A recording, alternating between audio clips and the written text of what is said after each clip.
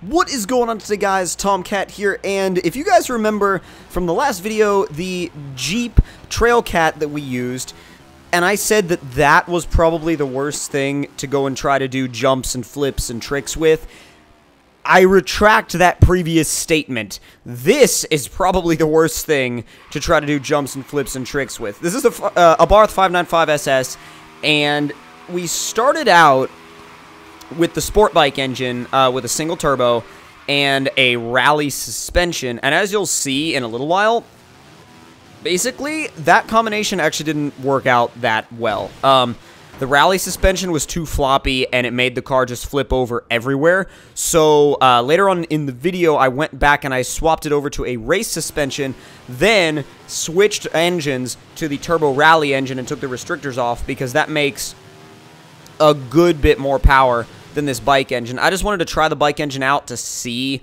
how it was, and let me just tell you straight up, like ahead of time, that the turbo rally engine for this particular application, the turbo rally engine is better in this car for this than the sport bike engine. It just is. Not that the sport bike engine is a bad engine, the turbo rally engine is just better. Now, I was actually really amazed that I had time to stop before I hit the wall. It's like, of course, that's got to do with how tiny this freaking car is. It's so small, and it's so light that eventually, like, okay, taking weight out of a car is great and wonderful. It helps build faster race cars and things like that. But with this, you almost get to the point where it's so small and light that it's an issue.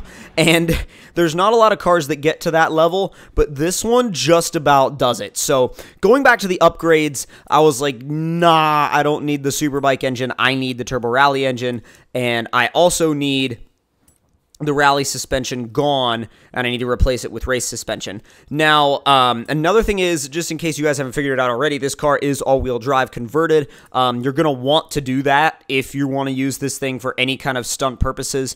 I don't know why I clicked that button twice. It's not, it was not part of the plan, but you'll see once we get out of the garage that this car is so much more planted with this race suspension than it was before with the rally suspension. This car on rally suspension, frankly, sucks. And the reason why is because whenever you try to do anything off-road related, or I assume if you were to do anything rally related, you would just flop over everywhere. You would fall over everywhere, flop over everywhere, and it would not be a good time at all. It would not work very well, it would not be a good time, and it would not make any, like, one little resemblance of sense. So we set off with the Turbo Rally engine and the race suspension, and already, as you can see, things are working much better. We're much more controlled over the sand. The first test, though, was to see how it did off the jump, and it did pretty well its first time. We over-rotated and kind of banged the roof on the track, but this car is actually really hard to it's tricky to aim, and it's also tricky to get rotation speed out of this car, because what I've been finding out more and more is that some of the heavier cars, like the wider, heavier cars, are better at getting rotational speed because they can use that mass to their advantage. They can use that wide track and then all of that extra mass to make them spin like a top, pretty much. Whereas these little tiny narrow cars with really short wheelbases and really low weight don't really seem to like to spin that fast. So you end up either over-rotating or under-rotating most of the time, unless you land an absolutely perfect double backflip 360, pretty much, or double 360 backflip, because it wasn't really, see, that's the thing, if you go back and look at that again, you'll see that was not a double barrel roll. At least I don't like to call it that. I more like to call it a double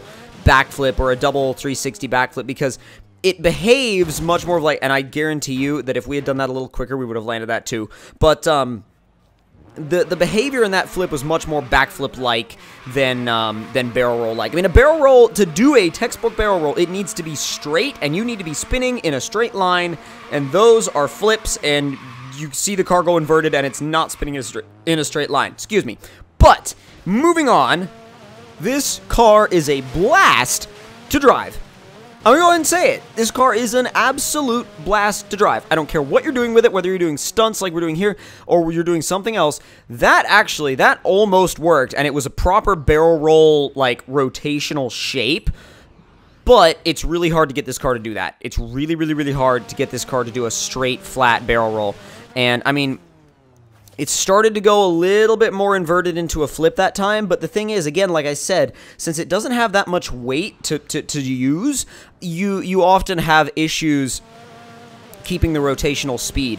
The R8 was so good at keeping that rotational speed, that's the only reason why it was able to land a triple like that. That's the only reason why it was able to land a triple like that. There's no other car that I've seen actually land a triple as easily as that car. I mean, the Veyron came close-ish, but not close enough to the point where it was landing it. So, yeah, definitely a brilliant setup of a car to use for this kind of thing. Now, right into the track. This car, honestly, I would say I had more fails in this car than any other car that I used.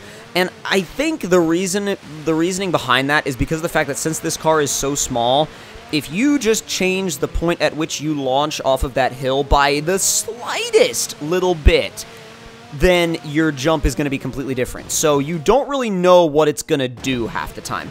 That was completely unexpected, and then it hooked the tires and rolled over again and crashed. So I was like, yeah, combo, and then it was like, oh, yeah, by the way, you got wrecked, kid. So, anyways, that was a bit of a thing. But I will say, I think if you want something that's just really, I mean, it can be really frustrating to use, yeah, but if you want something that's really, really freaking difficult, do it in this, or anything else that's really tiny and, you know, tiny, short wheelbase, narrow track. I might try it in the BMW iZeta. That would be, doing it in the BMW iZeta would be death. It would be like, it would never be the same. Your rotations would never be the same. That was actually, I think, the closest I ever got to doing a triple, that was pretty much like a perfect 2.5 onto my roof. So, if that's as close as I've gotten to a triple in this car, I mean, I feel like with enough tries, a triple in this car might be possible, but I just don't know the exact, you know, formula for it yet. Like, that R8, I could get it back out, and I guarantee you within about 10 minutes or so, I could have a triple landed easily. This, I would say, probably you'd have to give it more time than that, especially, like, to land a barrel roll, or to land a triple barrel roll, that is.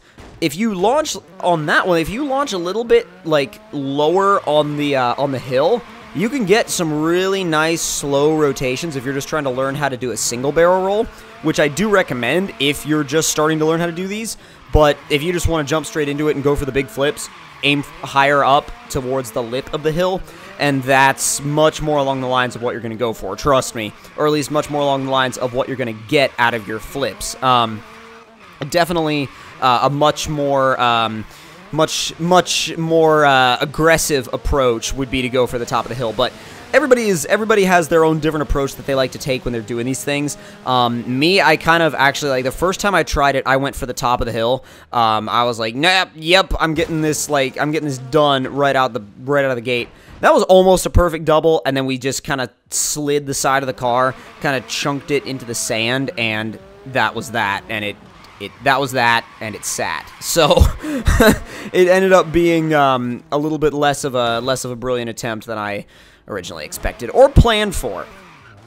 Now, if you guys have any particular recommendations on cars that you want me to use for these, like, flip challenges, then let me know in the comment section below, because I would love to know what cars you guys would like to see me use, or if you have any that you've used before that you think are really, really good, or if you have any that you think would be really, really good and you want me to try them out, because I have no problem trying them out. I will gladly try out different cars, as far as, you know, stunts go, and I'm always on the hunt for new stunt spots in the Hot Wheels game world, even in the main game world, but particularly in the Hot Wheels game world, because there's so many different little pieces of terrain that nobody really ever explores, and if you do explore them, you can find some really cool stuff. Like, for example, this hill that I've been using to flip off of. So that's another big part of this whole, like, little mini-series, I should say, is the exploration aspect of it, because you never know what you might find. And that double, I'm really surprised that it counted the combo, because technically I ran right into that sand dune. And, I mean, hey, it stopped me.